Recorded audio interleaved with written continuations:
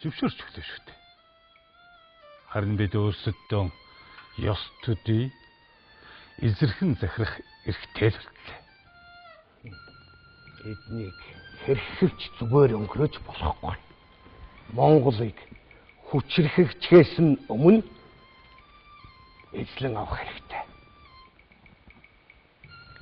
Ер нь энэ хэлцээгээр Орос Монгол хоёр л хожлоо. Манай хүнсэндээ алдлаа. Ер нь Монголын хөрөнгө мөнгө нэр төр дуртай урагч ноёдод хэрэгэм зэрэг салин пүндө олгож гартаа оруулж авъя.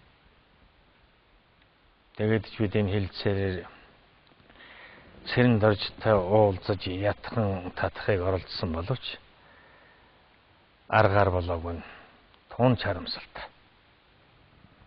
Эднийг цэргийн хүчээр эзлэхээс өөр мэхгүй. Гэхдээ энэ хэлэлцээрт оролцсон бас цаана байсан чоннуудыг далд хийх хэрэгтэй. Хорлоход нутаг холдохгүй, өрөлөхөд хутга мохоотохгүй гэж Монголын нэг цэцэн үг байдгийн шүү.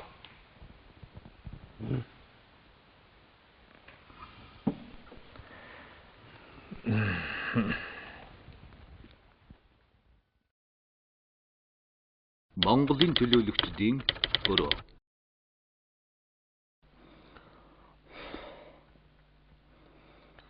Хятад Орос хоёр манайхыг улаан нүүрэн дээр минь ханцын дотроо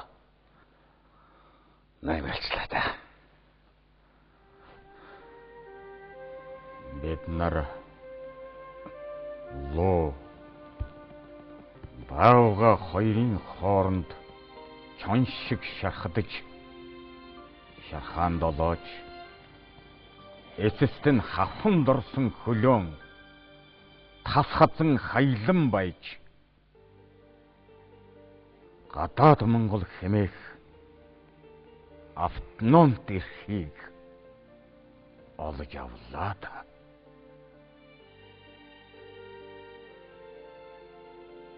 Хайрын чи бавуучуд маань хэр хэвтэх ясныг хэзээч үхэх аминыг гэж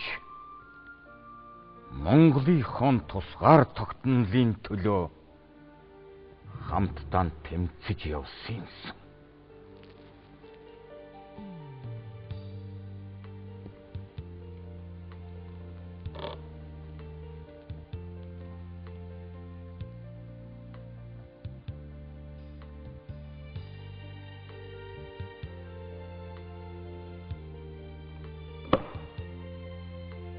Биднийг аварна хэмээн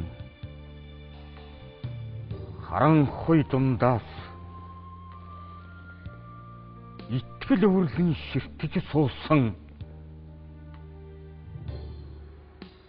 цусны дах дүүсийн өдрөө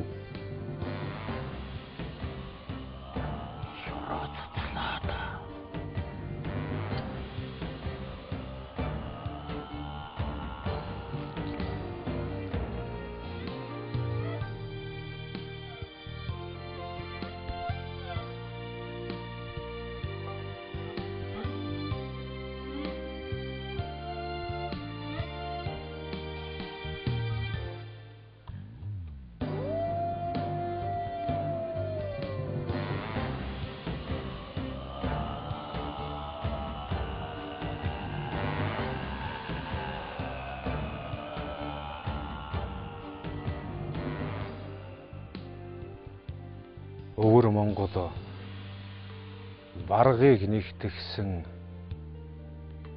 Монгол туурхтны тусгаар тогтонсон улс болж чадсангүй. Гэвч бид эзэн хаантай өөрийн үндэсний засгийн газартай дотоод асуудлаа өөрсдөө шийдэх эрхтэй боллоо. Бас ч Бусад тусгаар улсын нэгэн адил тодорхойлон тогтоосон улсын хил хязгаартай. Өөрийн үндэсний зэрэгт Орос Хятад хоёрын төлөөлөгчдийн газрыг хамгаалахаас илүүгүй цэрэг оруулахгүйгээр хязгаарлаж чадлаа. Монгол гэрээний ихт улс гэж бичүүлэх эрхтэй боллоо.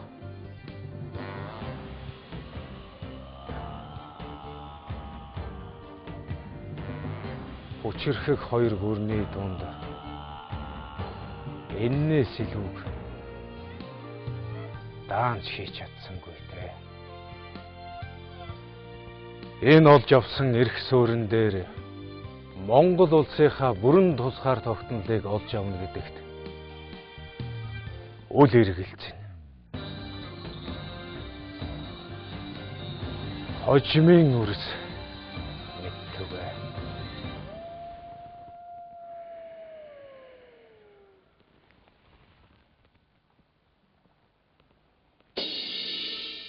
Ташчуу Нэнсүү билэгт улсад туслагч гүн цолоор шагнагдсан бөгөөд Хятадын 3 улсын хэлэлцээрт оролцсны дараа учир битүүлгээр нас нүгчжээ. Чагдаржуу Хятадын хэлэлцээрээс ирснээс ердөө сарын дараа шад бол Чагдаржуу миний бие энэ зуны сүүл сараас эхлэн дээш хуурч амьсгал давчдах ба хүчтэй ханиалгах зэрэг өвчин тохиолдсон. Элдвэр шавдан засвуулсаар боловч ялаарших төлөв үгүй боловч нэнд ордон зовөр үхий хэвтэж буйн өвчнийг чөлөө олгоно хэмээн гуйж аваад 11 хоногийн дараа улам хүндэрсээр 7 сарын 16-ны хулган цагт нас нүгчжээ. Намнын сүрэн 1915 дугаар оны Хятадын хэлэлцээрт шууд оролцоогүй боловч ерөнхий сайдын хувьд хэлэлцээрийн явцтай байнга танилцаж чиглэл заавар өгч байжээ. Хятадын хэлэлцээрийн дараа Хятад сайд Чинги намнын сүрэнд байнга шахалт дарамт зүйлж өөрийн санааг нь тулгаж байна. Намнын сүрэн улс төрийн амьдралаас хүндирч 1919 дугаар онд Богдын урданд болсон хөлийн авалтан дээр хортой арх ууж нас нүгчжээ. Ханд дорж гадаадын зэрэг хам хэргийг эрхлэн шийтгэх шамны сайд Эрдэнэ дайчин Чингиван ханд дорж 1915 дугаар он хавар шинийн 6-нд дунд голын мөсөн дээр хорлогдож нас нүгчжээ. Ханд дорж Богдын урднаас гарч ганцаараа дахиж явхад нь хэсэг морьтон хөөж ташуураад цогж алсан байна. Архивын сурвалжид мориноос унаж нас нүгцсэн хэмээн тэмдэглэжээ. Ханд доржийг хятадууд хорлон алсан гэж таамагладаг.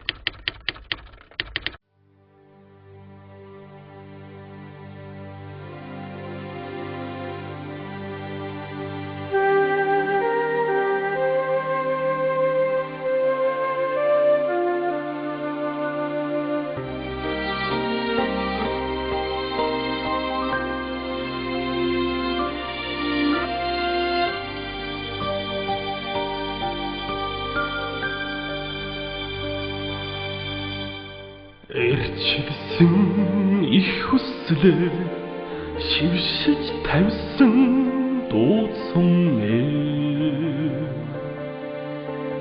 энзгхэн сэтгэлээс алдуур харсан амин одоомэ өнөхтнүүднээс очвсэргэн ширтэх урамсан сур шиг хөвчрөө талын хөгч чоноо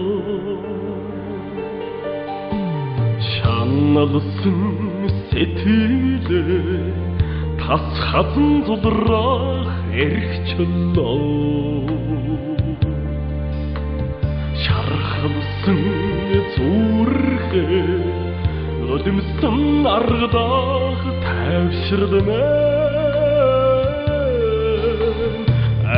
Ансан сум амьсгал тоодон нэхэхүй амьдралаа сугран сунаах талын хөгч чоноо хэнгэргийн цочоо хэрийн чоног эрдүүд хөвдөн шингэхэд мөрөгний шидэ онгод дуудлага чинь ховсдог мөнх тэнгэрийн дайдан хамтжинэ талын хөх чонмэ